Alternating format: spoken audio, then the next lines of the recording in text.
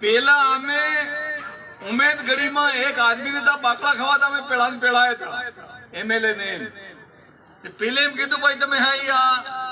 લાપીન સુકા રાંધીલા તો ખાઈ નહીં જો એમ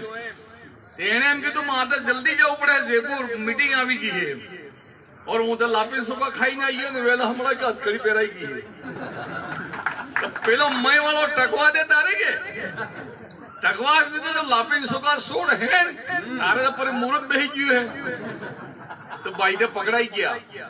મને માથે આવી ગયું ધનસિંહજી માથે આવી ગયું પાર્ટી માથે આવી ગયું કે આને લોકો જેલ મોકલી જ દો એ મારા ભાઈ 650 કિલોમીટર આમે કેને કેવા ગયા હતા કે તો આવા પૈસા લેજે ને આમ કરજે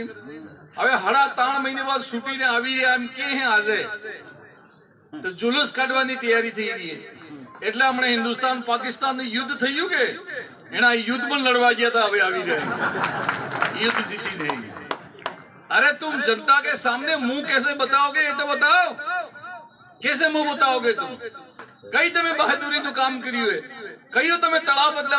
ગયા હતા કે એનીકટ બદલે ગયા હતા કે સડક બદલે ગયા હતા કે કોલેજ બદલે ગયા હતા કે સોરહરું આરક્ષણ બદલે ગયા હતા તમે તો ચોરી કરીને જેલમાં ગયા હતા હવે બીજી ચીજ 3 ડિગ્રી લાવ્યો 3 ડિગ્રી અલગ અલગ एक तो लाइयो गुजरात थकी एक लाइयो मोहनलाल सुकोड़िया थकी एक लाइयो सिक्किम थकी ताने डिगर जी फर्जी निकली ये मेन तनसिक जी करी